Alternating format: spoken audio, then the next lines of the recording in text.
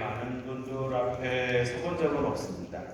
왜냐하면 제가 있는 곳이 그렇게 많은 사람이 살고 있는 곳이 아니고, 또 제가 목회하는 거창중앙교회가 또 1000명이 넘지 않은 예배 인원이 주일에 약 850여 명 정도의 예배 인원이기 때문에 이렇게 많은 분들이 계신 곳에 서본 적은 없습니다. 그런데 저가 이 자리에 오게 된 것을 생각해 보면 그래서 의아한 것도 있습니다. 왜냐하면 저를 여기 왜 부르셨을까? 왜냐하면 더 크고도 더 넓은 곳에서 목회하시거나 아니면 교회를 섬기시고 사회를 섬기시던 분들이 계시고, 저보다도 연륜이 더 넓고 더 깊으신 분들이 많은데 왜 저를 이 자리에 부르셨을까를 고민해 봤어요. 이런 생각이 문득 들었어요. 저희는 교회에서 부목사님들에게 매월 세 번째 주 수요일에 특강을 시킵니다. 주일 예배나 수요일 그 외 모든 예배 설교는 제가 준비하는데 딱 한 달에 한 번 우리 부목사, 부교육자들이 특강하는 날인데, 우리 교회 출신 신학생에게 특강을 준비를 시켰고, 그리고 1시간 잘 맞췄어요. 잘했다고 생각했어요. 그런데 그 특강 시간에 모든 사람들이 지금 여러분이 저를 쳐다보는 것처럼 눈 크게 뜨고 쳐다보셨는데 딱 두 분만 눈 감고 계셨습니다. 엄마하고 아빠입니다. 저 아들 막둥이 신학교에 보냈는데 그 아들이 강단에 선 걸 처음 보신 거예요. 그리고 그 아들이 설교를 한다니까 엄마하고 아빠가 앞자리에 오셔가지고 눈도 뜨지 못하고 1시간 동안 숨도 쉬지 못하셨어요. 지금 우리 교회 장로님들이 그러십니다. 제가 혼자 가겠다고 그렇게 말씀을 드렸는데 안 된다고 하시면서 어제 오시고 오늘도 세 분이나 저를 차에 태우고 앞뒤로 에워싸가지고 오셨습니다. 물가에 내놓은 얘기처럼 무슨 짓을 저지를까 걱정을 내셔서 저를 데리고 오신 것 같아요. 그래서 아마 여러분 다 지금 눈을 동그랗게 뜨고 저를 찾아보셔도 저희 장로님들은 눈도 못 뜨고 숨도 못 쉬고 제가 지금 무슨 짓을 할까 걱정하시면서 제가 다 끝나고 나면 그때서야 한숨 쉬고 가슴 쓸어내리시면서 저랑 집에 가자고 하실 것 같습니다. 그러니까 나중에 우리 장로님들 계시면 괜찮다고 걱정 안 해도 된 것 괜찮다고 이렇게 꼭 말씀해 주시기를 부탁을 드립니다. 오는 동안 날씨가 굉장히 더웠습니다. 그리고 일기예보에 따르면 오늘 비가 온다라고 하는 이야기도 있었어요. 그래서 같이 오신 장로님들도 그러시고 교회 남아 계시는 장로님들도 걱정이 태산 같아서 어젯밤에 와야 된다, 또 오늘 빗길에 밤에 오지 말고 내일 와야 된다, 기타 등등 여러 명이 말씀하셨습니다. 무척 더웠죠, 그죠? 제가 초등학교 1학년에서 4학년 때까지 신탄진 초등학교를 다녔습니다. 신탄진 제일교회를 다녔고요. 겨울 되면 동네 논두렁에 가가지고 썰매 탔던 기억이 있습니다. 빠져가지고 와서 혼나기도 했던 기억이 있어요. 그런데 제가 알기로 지금 겨울에 애들이 썰매를 탈 수 있는 기후가 안 됩니다. 그래서 제가 나름대로 조사를 해봤어요. 1850년대에서부터 2000년까지 우리나라의 평균 기온이 약 1.5도 올랐습니다. 세계의 평균 기온이 0.6도 올랐고요. 그런데 우리는 이 짧은 기간 동안에 1도 남짓한 온도의 변화 때문에 기상이변이다, 또 기후이변이다라는 표현을 쓰고, 또 이런 식으로 살다가는 앞으로 기후가 어떻게 바뀔지를 모르게 되고 세상이 어떻게 될지 모른다라는 이야기를 해요. 생각해보면 100년에 약 1도 바뀌는 게 그게 무슨 의미가 있을까요? 그렇게까지 많이 바뀌는 건 아닐 겁니다. 근데 지금 인류가 생존했던 시절부터 꽤 오랜 시간 거슬러 올라가면 온도가 약 5도에서 6도 정도 바뀐 적이 있습니다. 이때가 지구가 가장 뜨거웠던 때, 가장 온도 변화가 심했던 때라고 이야기를 해요. 근데 5도의 변화, 육도의 변화가 이 지구 생명체에게 어떤 영향을 주었냐면 지구 생명체 중에서 가장 숫자가 많은 생명체들을 멸종시켰어요. 그럼 이렇게 물을 수 있습니다. 아니 무슨 5도에서 6도 정도가 기상이변이고 기후이변이라고 말할 수 있고 그것 때문에 생명체가 죽었다는 게 이해가 안 된다 이렇게 말씀하실 수 있어요. 근데 저는 다른 방식으로 설명을 드려볼게요. 5도에서 6도가 몇 년 동안에 올랐을까요? 물리학자들이 이렇게 대답했습니다. 5도에서 6도 올랐을 때 그때 지구가 약 2만 년 동안 오른 기온입니다. 2만 년 동안 올랐는데 지금은 100년에 1도가 오릅니다. 그러면 정말 충격적이죠.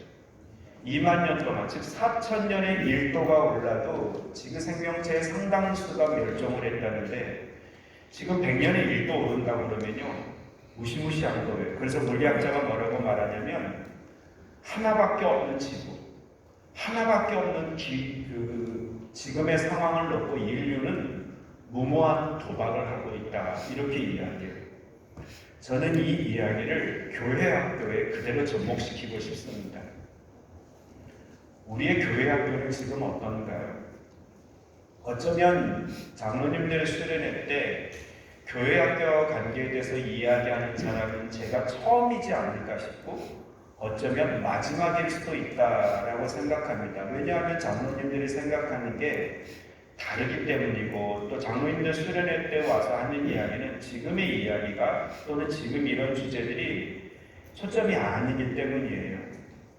그러나 저는 장로님들과 목회자들이 교회 교육에 있어서 굉장히 중요한 역할을 감당하고 있다고 생각하기 때문에 그래서 이 자리에 서게 하셨고 그리고 특강의 주제를 자유롭게 정해보라라고 이야기했을 때 장로님들이 다 알고 있는 이야기보다도 그래도 고민을 해봤은지 하면서도 좀 실감나는 이야기 그리고 좀 우리가 경각심을 가지고 살펴봐야 될 이야기를 해야겠다라고 마음을 먹었고 그래서 교회 교육에 대한 이야기 말씀을 드리려고 합니다.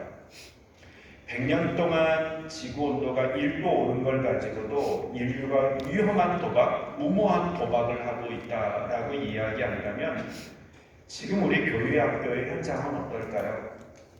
작년 전반기 때 교회와 관계된 설문이 있었습니다. 리서치가 있었는데 코로나 때문에 예배를 드리지 못하는 교회가 15%가 넘어갔다라는 이야기가 나왔습니다. 비대면이든 아니면 대면으로 전환이 되었어도 예배가 이제 이루어지지 않는 교회들이 생겨난 겁니다. 즉 교회가 사라지기 시작한 겁니다. 다시 지금 대면의 시대가 되었지만 교회 학교는 어떤가요? 최근 들어서 제가 공교롭게도 몇 번의 선교단체의 수련회에 참석을 했습니다. 그때 많은 목회자들로부터 이런 질문을 들었어요. 추석 인원은 다시 회복이 되었습니까? 고창중학교는 괜찮아졌어요? 라는 이야기 물어오셨습니다. 두 번째 질문은 뭐였을까요? 재정은 이전과 같아졌나요? 다시 원위치 되었나요? 이게 질문이었어요. 그 어느 한 분도 교회 학교는 괜찮아요? 물어보신 분이 없습니다. 이게 우리의 입장이라는 거예요. 근데 만약에 이런 상태로 실제로 교회 학교가 미축이 되었거나 아니면 교회 학교가 지금 예배를 드리지 못하는 것이 나타나기 시작했거든요. 괜찮은 건가요? 100년에 1도 오르는 것만큼 교회 학교가 미축이 되었거나 교회 학교 어린이들이 모이지 않는다라고 하는 것은요. 기존의 그리스도인들, 저와 같은 목회자들이나 여러분들과 같은 분들 또는 교회 지도자들, 교회 모든 성도는 어른 기성세대가 생각해 볼 때 우리는 진짜 위험한 도박을 하고 있는 겁니다. 다른 게 이유가 아니에요. 그들이 우리의 다음 세대이기 때문에 또는 그들이 우리 교회를 떠받들어줄 다음 세대이기 때문에 중요한 것만 아니고 그들은 지금 당장, 지금 자체가 중요해요. 우리는 어린 주일학교 어린이들을 교회에서 양육할 때 미래 세대를 키우려고 하는 게 아니라 지금 그들이 예수 그리스도를 만나고 지금 그들이 예수 그리스도로 말미암아 새로워진 존재, 우리 식으로 이야기하면 구원을 받게 하려고 지금 어린이들에게 복음을 전하는 거거든요. 그들이 자라서 우리의 뒷바라지가 되거나 한국교회에 소속이 되는 것은 나중 이야기예요. 그런데 우리는 한 영혼을 살린다라고 말하지만 진짜 중요한 어린이들, 그리고 한 걸음 더 나아가서 우리의 다음 세대에 대해서 아무런 생각을 가지지 않고 우리는 괜찮으니까라고 이야기한다면 그거야말로 한국교회를 놓고 또는 우리들을 놓고 볼 때 굉장히 위험한 도박을 하고 있다라고 말해도 틀리지 않습니다.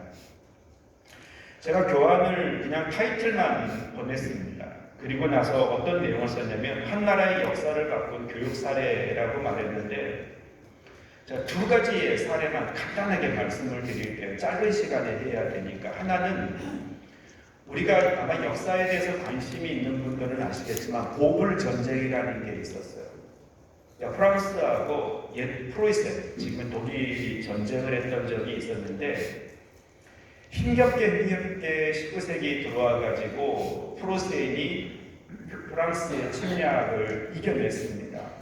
근데 이때 이 프로이센의 총사령관이 이런 이야기를 했어요. 오늘의 승리는 지금 우리의 모습, 지금 우리의 군사력이 아니라 이미 우리의 초등학교 교실에서 결정되었다. 이렇게 이야기를 해요.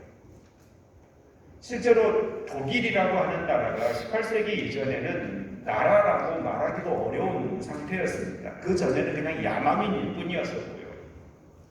근데 이 나라가 기틀을 잡게 되고 세계 역사 가운데 두각을 드러내게 됐던 결정적인 이유가 뭐냐면 프리드리히 윌헬름 1세 때부터 지켜왔던 교육이었습니다.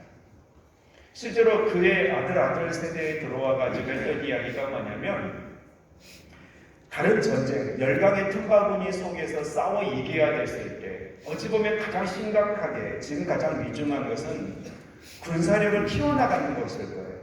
그래야지 주변 나라들과 싸워서 지지 않을 것 아닙니까? 그런데 이 베를린 3세 같은 경우는 뭐라고 이야기하냐면 우리에게 가장 중요한 것은 군사력이 아니라 교육이다. 이렇게 말했어요. 자신이 생각해 보니까 지금까지 교육에 투자하고 교육에 매진했을 때 어떤 나라가 가난해졌다는 것을 들어본 적이 없고 어떤 나라가 망했다라고 하는 이야기를 들어본 적이 없다. 그래서 이 시대 때부터 어떤 일을 했냐면 독일이, 오늘날의 독일의 초등학교 의무교육제를 시작을 했어요. 무상교육을.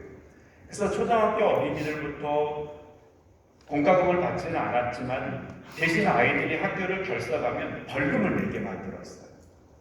그래서 실제로 약 30년, 40년이 지났을 때 독일의 어린이들 가운데 취약한 어린이들이 95%가 넘었고 그 말은 곧 읽고 쓸 줄 알게 된 사람들이 그만큼 많아졌다는 이야기입니다. 그래서 나라가 비록 영국이나 프랑스나 주변의 나라들보다 늦게 출범한 것은 사실이지만 시간이 지나면 지날수록 독일이 전 세계 속에서 두각을 나타내게 된 결정적인 이유가 바로 교육에서 찾았어요. 그러니까 국왕도 마찬가지고 다른 제후들, 귀족들도 프랑스에다가 엄청난 전쟁 배상금을 갚아야 했지만 학교를 세우는데 게을리하지 않았어요. 그리고 왕은 대학생들에게 이렇게 이야기했어요. 여러분이 공부를 할 때 여러분을 위해서만 공부하지 마십시오. 이 나라를 위해서 공부해 주십시오.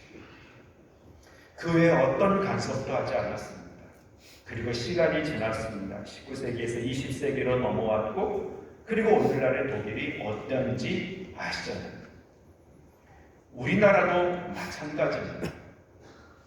우리나라도 마찬가지인데 우리 병인 양요라는 것 아실 거예요.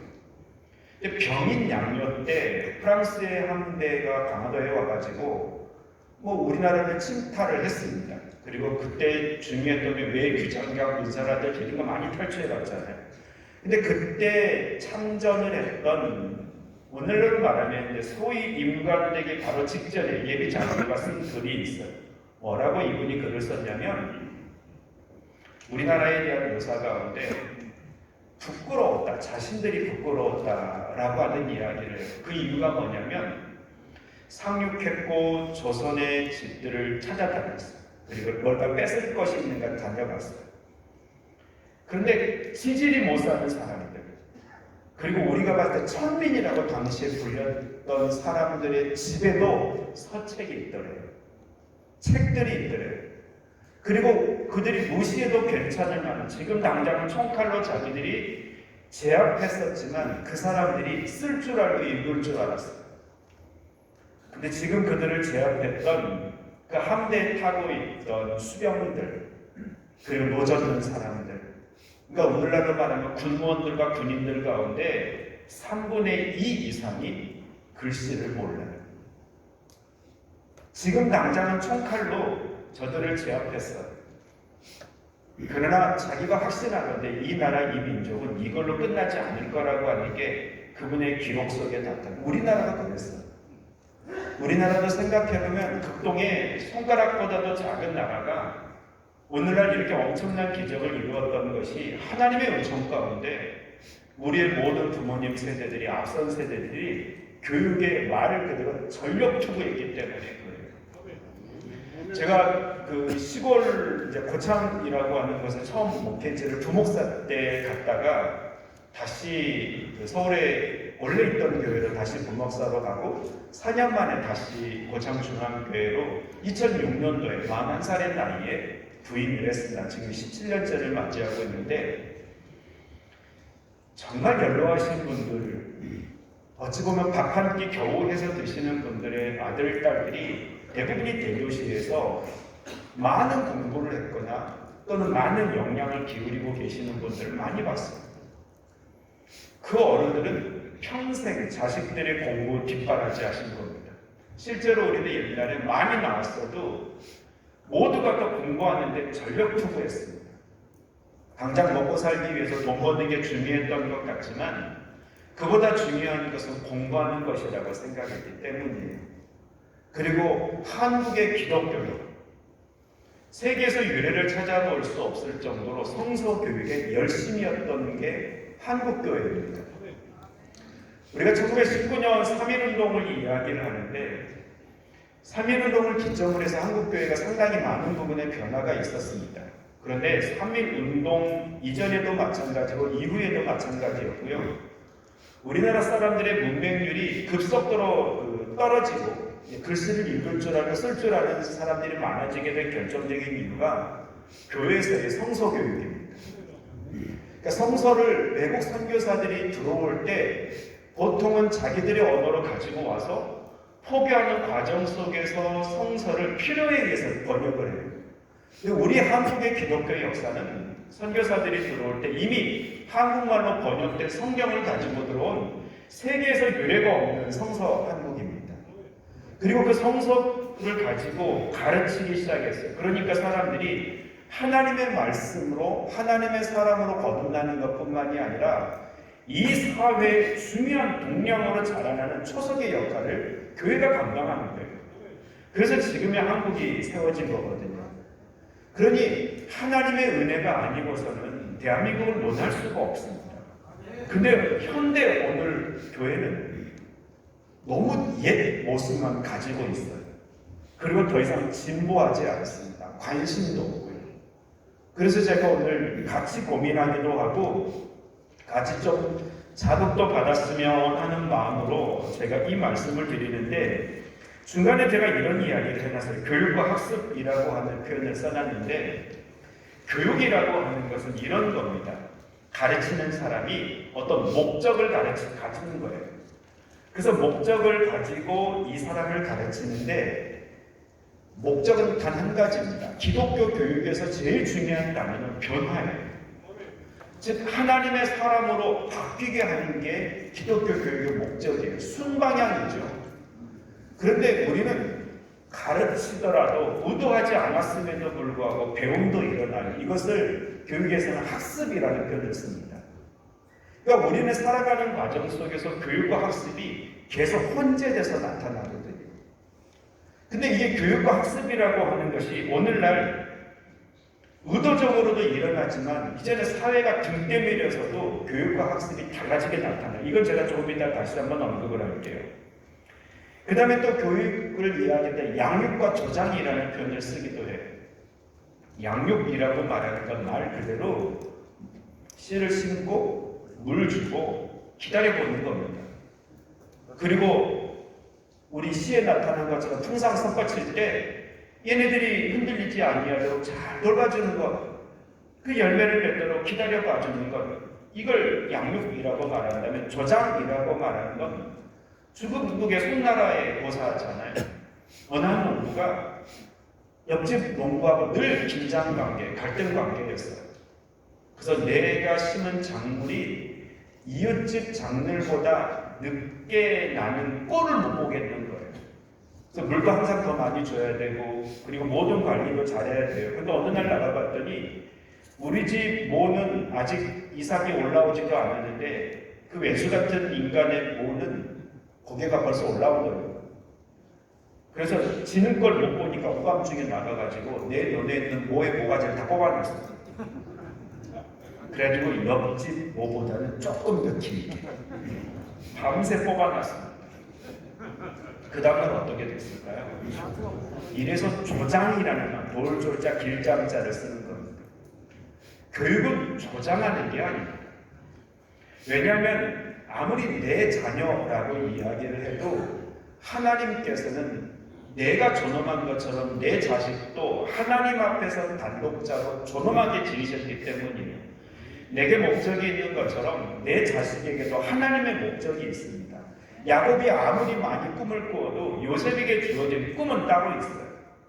그런 것처럼 하나님께서 원하시는 대로 잘할 수 있도록 열매를 맺을 수 있도록 기다려주고 돌봐주고 하는 역할은 우리가 하는 것이지 성경학교나 수련회 때 의도적으로 가방 돌려주고 연필 나눠주고 선물 나눠주고 파이 나눠줘가지고 불러드리는 것이 능사는 아니라는 거예요. 효과가 전혀 없다라는 말은 아니죠. 그래서 먼저 이런 생각을 해봤어요. 교회교육이라고 이야기할 때 이게 사회교육도 마찬가지지만 교회교육이라고 할 때 중요한 요소가 뭐가 있을까? 그래서 머릿속에 그림을 그리면서 지금 하는 이야기를 잠깐 들어보세요. 교육이 일어나려면 제일 먼저 교사가 있어야 돼요. 지금 우리 같으면 제가 선생님이에요. 그러면 선생님만 있다고 교육이 일어나나요? 아니요. 교육이 일어나려면 학생이 있어야 돼요. 선생님하고 학생이 눈 동그랗게 뜨고 멀뚱멀뚱 쳐다보면 그건 교육이 아니겠죠? 그리고 선생님은 의도적인 교육을 해야 된다고 말했어요. 학생들이 긍정적 방향으로의 변화를 이끌어내게 하는 의도를 가지고 뭔가를 가지고 가르쳐야 돼요. 그래서 교육의 내용이 굉장히 중요한데 기독교 교육에 있어서 교육의 내용은 뭘까요? 그건 하나님의 말씀인 성경입니다. 그러니까 교회에서 주일학교를 하던 성경학교와 수련회 때 물놀이가 중요한 게 아니에요. 체육대회가 중요한 게 아니고 다른 어떤 게 중요한 게 아니라 하나님의 말씀, 그 다음에 네 번째 중요한 요소는 어떻게 가르칠 것인가, 어떻게 전달할 것인가. 이게 굉장히 중요해요. 예를 들자면 지금은 다수의 인원 앞에서 교사가 한 명이면 이런 방식의 교육할 수밖에 없어요. 어떻게 한 명 한 명 갈 수가 있겠어요? 제가 처음에는 이런 이야기 했어요. 무선 마이크 주시면 좋겠다. 그래 돌아다니면서 해볼까 했어요. 돌아다니면서 하다 보면은 오히려 안 될 것 같았어요. 초점이 자꾸 흔들리면 심란해 하실까봐 가운데 가만히 서서 하는 게 낫겠다 이 생각을 했어요. 어떻게 전달할 것인가? 말로만 할 것인가? 그림을 가지고 할 거냐? 다양한 시청각 자료들, 다양한 요즘의 어떤 자료들을 가지고 할 것인가? 실제로 요즘의 교육에 있어서 전달은 그 어떤 시대보다도 중요한 시대가 되었어요. 왜냐하면 교사와 학생과 교육의 내용은 바뀌지 않았습니다. 근데 우리가 코로나라고 하는 시대를 겪으면서 어떻게 전달할 것인가가 굉장히 중요해진 것 아시잖아요. 예를 든다면 그전에는 아이들을 입으로만 가르쳐도 됐어요. 작은 시청각교재로만 가르쳐도 됐어요. 근데 혹시 들어보셨나요? 줌 들어보셨나요? 줌 활용해 보셨나요? 유튜브 활용해 보셨나요? 아프리카라고 하는 그 채널을 가지고도 해보셨나요? 문자 또는 화상 전화, 채팅, 다양한 방법들. 예전에는 생각도 안 해봤던 내용들이에요. 근데 우리는 어쩔 수 없이 시대적 요청에 따라서 등대밀에서 어떻게 전달할 것인가 교육의 방법을 굉장히 고민하는 시대가 됐어요. 오늘도 마찬가지입니다. 앞에 강사가 한 명 예전에는 그냥 했을 거예요. 그러나 뒤에서 잘 보이지가 않을 수도 있기 때문에 안 들릴 수 있기 때문에 음향을 장치하고 양쪽에 스크린을 설치해가지고 뒤에서도 앞에서 이야기하는 사람이 어떤 모습을 가지고 있는지를 알게 만들어줬어요. 그리고 다섯 번째로 중요한 게 있다면 이 교육이 이루어지는 장이 중요해요. 수많은 사람들이 모여서 한 공간에서 공부를 하기 위해서는 이렇게 넓은 볼륨이 필요해요. 이보다 작은 곳이면은 우리 장로님들 다 수용할 수 없기 때문에 선택하지 못하는 거잖아요. 그리고 또 이런 장이 준비되고 나서 그 다음에 교육의 목표가 중요합니다. 여러분들은 이번 수련회에 참석하실 때 어떤 목표를 가지고 오셨나요? 저는 특강을 준비하면서 단 하나의 목표를 가지고 왔습니다. 제가 드리는 이야기 속에서 교회 교육에 대해서 좀 심각하게 고민해보고 우리 교회의 교육에 대해서 어떤 모양으로 도움을 줄까? 어떤 모양으로 변화가 일어나게 할까? 나는 어떻게 기도로 뒷바라지 할까? 이걸 고민하게 만든다면 저는 교육의 목표를 성공했다라고 말하고 싶다. 이게 제 교육 목표예요. 그리고 이 모든 것들이 원활하게 이루어질 수 있도록 뒷바라지하는 행정이 필요해요. 교육에 있어서 이 7가지 요소는 뺄래야 뺄 수가 없습니다. 자, 근데 이걸 오늘 우리 모습하고 한번 생각해 볼까요? 혹시 우리 가운데 이렇게 말씀하시는 분은 없을 거니까 제가 좀 과장되게 표현해 볼게요. 유치부부터 청년부까지 세상적인 방식으로의 효율성과 효과성을 이야기한다면 과연 그들은 효율성이 있으면 효과성이 있는 대상들일까요? 교회는 예를 들어 기업 같으면 투자 대비 수익을 거둬야 되는데 교회를 놓고 본다면 교육기관만큼 손실이 많은 기관은 없습니다. 마냥 쏟아 부어줘야 됩니다. 유치부 어린이들이 헌금한다고 해서 교회 재정에 0.1%도 영향 없을 겁니다.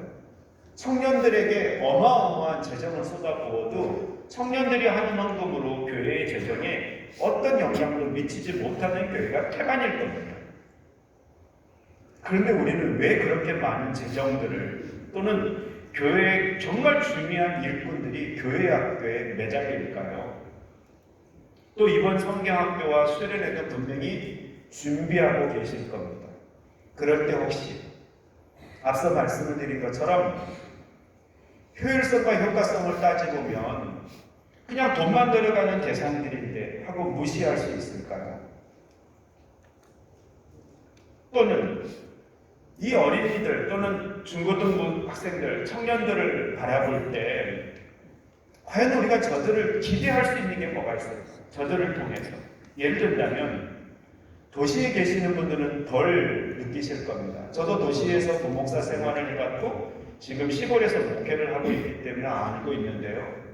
재밌는 것은 지금 이게 역전돼서도 나타나는데 도시에서 부목사 생활을 할 때 시골에서 중고등부까지 학생들이 신앙생활 잘하다가 서울로 본가로 오면 교회에 남는 비율이 10%가 안 됩니다. 항존직자들의 자녀들이에요.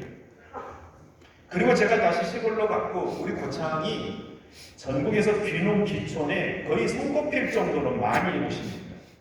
우리 교회도 우리 교단에서뿐만 아니라 타교단까지 해서요. 우리나라의 메가천지의 항존직자들이 그래서 우리 교회를 오십니다.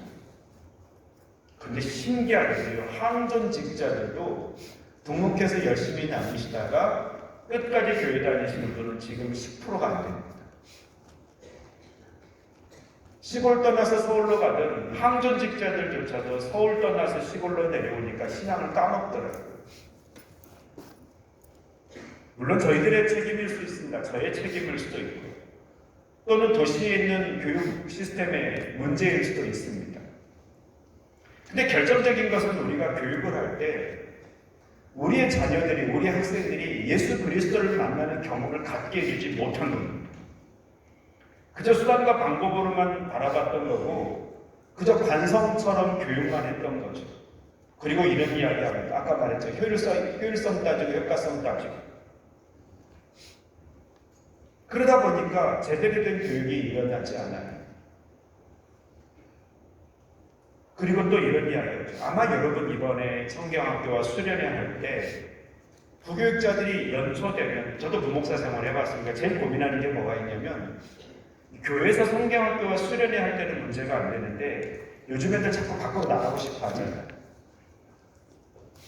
그래서 부목사들이 한정된 예산을 가지고 수련회를 어디서 해야 될까를 고민하면서 장소를 알아보러 연초부터 다닙니다. 갈 데가 많지 않습니다. 괜찮다 싶으면 비용이 너무 크거든요.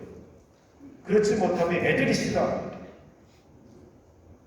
그래서 장소를 결정하는 게 진짜 힘들어요. 근데 혹시 이런 말씀 해보신 적 없나? 야, 옛날에 우리 천막 치고 그랬어. 야, 옛날에 우리는 화장실이 없어가지고 수련회 가면 구덩이부터 팠어. 그리고 묻어놓고 오기도 하고. 그런 이야기 하면 요즘에 이런 이야기 듣습니다. 꼰대. 외국 사람들도 아는 단어가 되어버렸습니다. 꼰대. 제가 외람되지만 이런 말씀을 드려볼게요. 혹시 그런 생각을 가지셨다면 장로님들의 수련회는 어디서 이루어지고 있는지 한번 가만 생각해 보세요. 장로님들의 수련회는 호텔에서, 에어컨이 나오는 곳에서, 그리고 좋은 식사와 좋은 잠자리가 있는 곳에서 수련회 합니다. 근데 만약에 우리의 자녀들이 이번 성경학교 때, 이번 수련회 때 목사님, 장로님, 우리 중고등부가 이번에는 경주에 있는 더 K 호텔에서 성경학교 하고 싶어요. 보내주실래요? 이것들이 지금 이렇게 하시네요. 어떤 쪽이세요? 제가 그걸 기대한 겁니다. 저는 오늘 와가지고 다른 거 다 잊어버리거나 못해도 괜찮은데 여러분의 교회 학교와 주일학교든 중고등부든 청년부가 더 K로 가겠다고 할 때 가! 괜찮아! 이렇게만 해주신다면 저는 성공하고 가는 겁니다.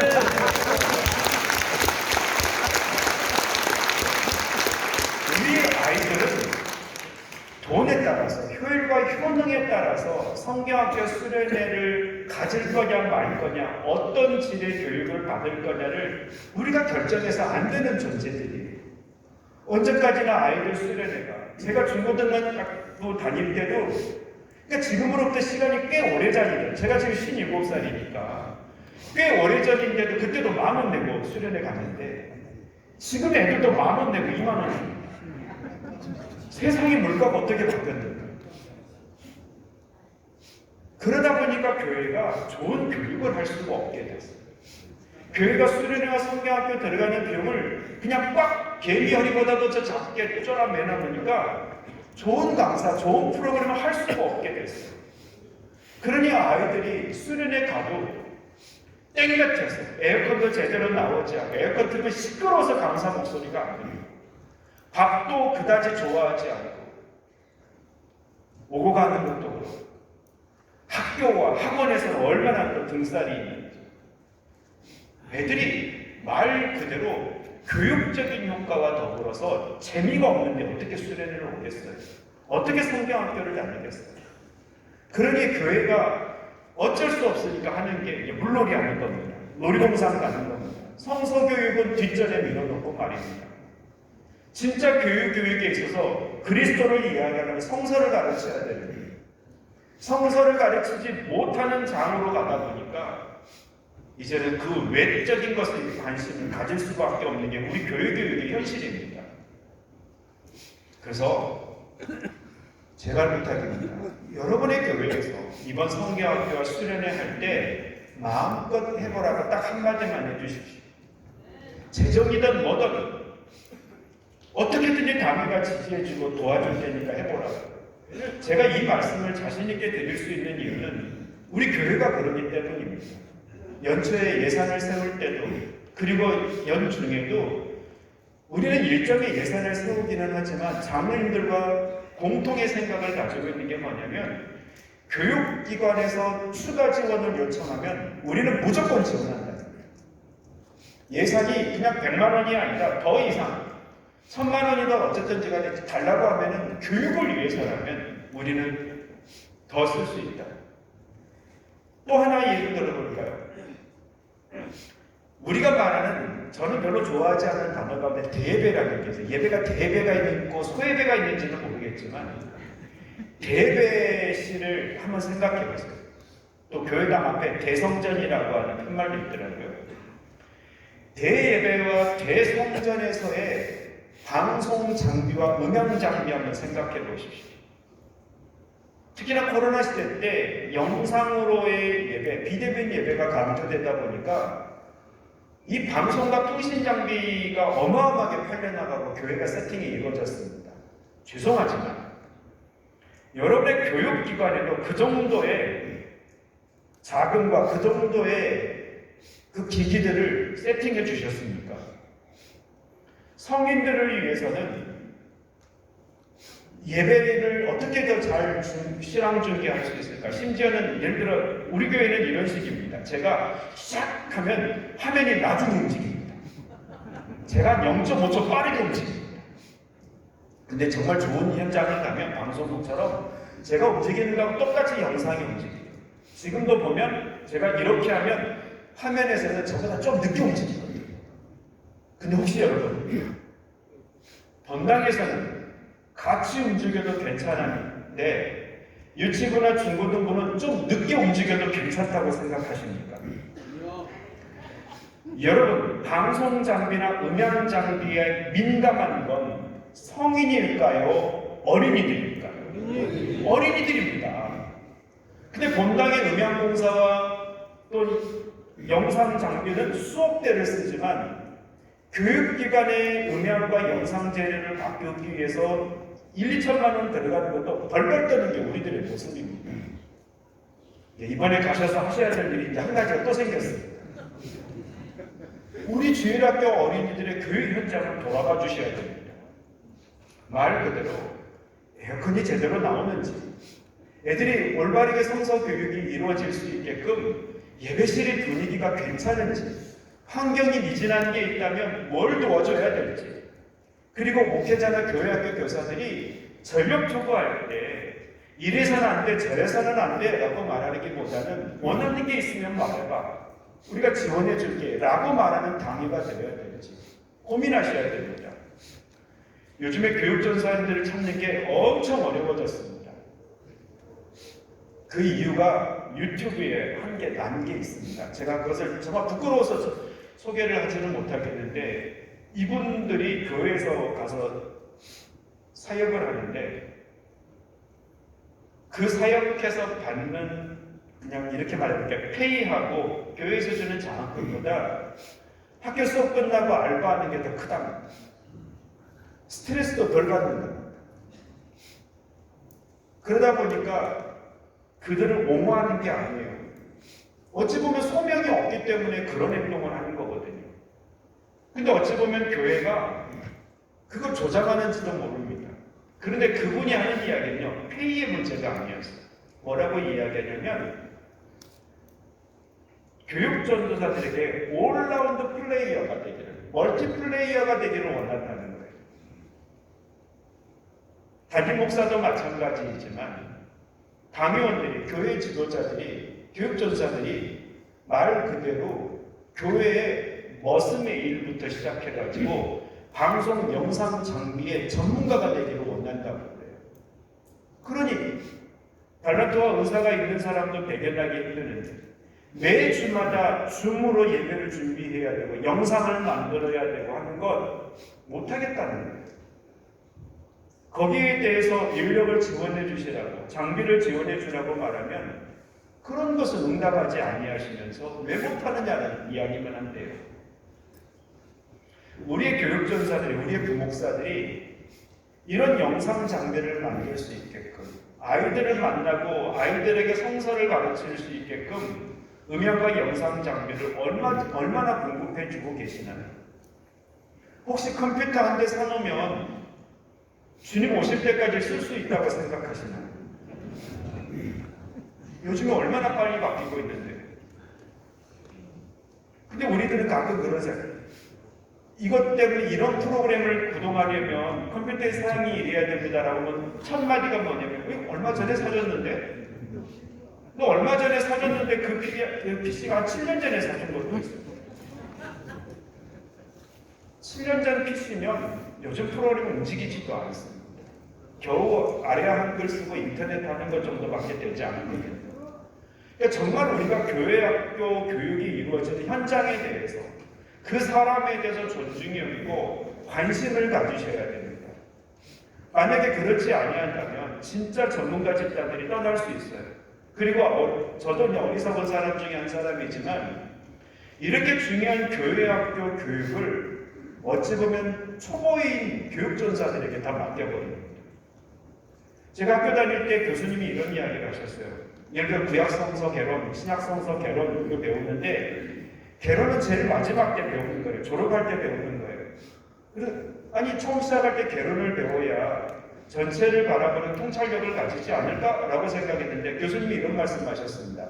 자, 학교 다닐 때 김주훈 교수님이 장신대에서 이런 말씀하시는 게 다 배우고 나야 전체가 비로소 보이는 거라고. 그래서 진짜 뛰어난 학자들도 제일 마지막에 쓰는 책이 개론이다. 이런 말씀하셨어요. 근데 우리는 교육의 전문가들이 교육을 책임지지 아니하고 이제 신학교 막 입학한 사람들에게 교육을 맡기는데 멀티플레이어가 되기를 원하고 있어요. 과연 그들이 교육을 감당해 줄 수 있을까요? 아니면 최소한 우리가 교회가 뒷바라지를 하고 있고 지켜봐주고 있고 돕고 있다라고 하면 사인이라도 보내야 될 텐데 이래서 안 돼 저래서 안 돼라고 말한다면 과연 그 교육이 과연 일어날 수 있습니까? 이거 정말 고민해 보셔야 됩니다. 그리고 제가 준비한 거 4장인데 와서 보니까 앞에 머리 떼고 쉬는 시간 빼니까 조금만 해야 돼요. 그래서 하나만 더 이야기를 하겠습니다. 여러분 교회에서 30, 40대에 관심을 가지셔야 됩니다. 저는 담임 목사 입장에서도 제가 이 말씀을 드립니다. 제가 지금 하는 내용들은 호남신학대학원에 가서 학생들 가르칠 때도 했던 이야기인데 제가 이런 이야기 했어요. 전사님들은 교회 학교가 부흥하지 않는 것에 대해서 무죄입니다. 제가 그렇게 말했어요. 교회 학교가 부흥하지 않는 건 1차 책임은 담임 목사에게 있습니다. 왜냐하면 교육전사들이 교육부서를 맡고 있어도요. 그들의 부모가 30, 40대들이 많습니다. 교회 30, 40대가 남지 않으면 아무리 애를 써도 유치부부터 중고등부까지가 절대 성장하기 어렵습니다. 물론 탁월한 교육자들이 있어가지고 역량을 발휘해서 할 수 있을지는 모르겠습니다만은 그런 경우는 드물고요. 30, 40대가 떠나버리는 교회 같으면 교육기관은 자동적으로 몰락합니다. 아마 코로나 시대 이후가 지금 오고 있는데 어른들보다도 30, 40대가 교회로 돌아오지 않는 비율이 높다는 통계가 있습니다. 그들이 떠나면 주일학교 어린이들도 떠납니다. 그래서 교회 정책을 세우고 교회 교육에 대해서 관심을 가질 때 애들에게만 관심을 갖는 게 아니에요. 진짜 중요한 건 교회 안에서 30, 40대가 교회에 정착할 수 있게 만들어주는 게 중요합니다. 목회자의 설교나 목회도 마찬가지예요. 30, 40대가 목회자의 목회나 목회자의 설교가 인간적으로 말할게요. 매력적이지 않다면 그 교회 남을 이유가 없어집니다. 게다가 요즘은 쇼핑하잖아요. 저희 같은 시골 교회도 귀농 귀촌하신 분들이 처음부터 교회 오지 않습니다. 여러 교회를 다녀보시고 난 이후에 우리 교회로 동업하십니다. 게다가 우리 교회는 등록하라고 말을 안 하거든요. 근데 어떤 분 화내는 분도 있어요. 몇 달을 다녔는데 붙잡고 등록하라고 말도 안 한다. 저는 하지 말자 주님. 그리고 저희도 우리 교회는 주보 뒤에다가 고창 반내에 있는 우리 교단뿐만 아니라 초교파 교회 다 실어줍니다. 가까운 데 가시는 게 많다. 교회 구원이 우리 교회만 있는 게 아니라 다른 교회도 다 예수 그리스도께서 계시고 구원이 있으니까 교회는 한 번이라도 더 나갈 수 있는 교회가 좋은 교회니까 가까운 데로 데리고 가시다. 우리는 그렇게 이해하더라고요. 그래서 전 등록하시라고 안 했더니 화를 내시는 분들이 계세요. 근데 한번 가만히 생각해 보십시오. 어른들은 쉽게 교회로 오시고 쉽게 정착하십니다만은 30, 40대들은 더 꼼꼼히 따져봅니다. 물건 하나를 사려고 해서 인터넷에 2주, 한 달 뒤지는데 내 영혼을 맡기는 곳인데 내 일생이 걸린 문제인데 교회 함부로 다닐 것 같지 않습니다. 그렇기 때문에 1차적인 책임은 목회를 책임지는 목회자의 책임이기도 하지만 장로님들은 옆에서 조력해 주시기도 하고 때로는 우리 교회 장로님들처럼 저를 양육해 주시는 분들이시잖아요. 저는 우리 교회 장로님들에게 시시콜콜 다 여쭙니다. 장로님들이 훨씬 더 식견이 풍성하시고 지혜가 많으시고 또 여러분이 계시기 때문에 훨씬 더 좋은 방안들이 나오거든요. 그래서 같이 협력해서 합니다. 너무 많이 물어봐서 싫어하시기도 하시고. 그러니까 여러분 제발 가장 가깝게는 성경학교와 수련회가 이제 코앞에 있습니다. 어떻게 도우실지 고민하시면서 경주를 떠나셨으면 좋겠어요. 그리고 두 번째로는 교육 환경을 이번 후반기 때 어떻게 바꿔줄 것인가. 필요한 게 있으면 이야기해보라고 말하고 바꿔줄 수 있다면 본당보다 더 멋지게 한번 바꿔줘 보십시오. 그리고 내년에 교육계획을 위해서도 좀 그런 교육계획을 세워보시고 좀 목회자들이나 교회학교 선생님들이 맥빠지지 아니하게 뒷바라지 해주시고 또 목사님들을 도와서 내년에 교육계획을 준비하는 정책단위 같은 거 할 때도 우리 교회 30, 40대가 우리의 어린 세대들이 어떻게 신앙생활을 하게 할까를 고민하는 내용들이 반드시 들어있으면 좋겠습니다. 그거 없이 정책단위 하시고 그거 없이 이번 여름 성경 수련회 지나고 가을 지나면 저는 여기 온 보람이 없어집니다. 저 좀 살려주십시오. 우리 장로님 저를 쌓아안고 여기까지 오셨는데 우리 장로님들 고생 헛되지 않게 해주십시오. 그래서 제가 제목을 그렇게 정한 겁니다. 부탁하겠습니다.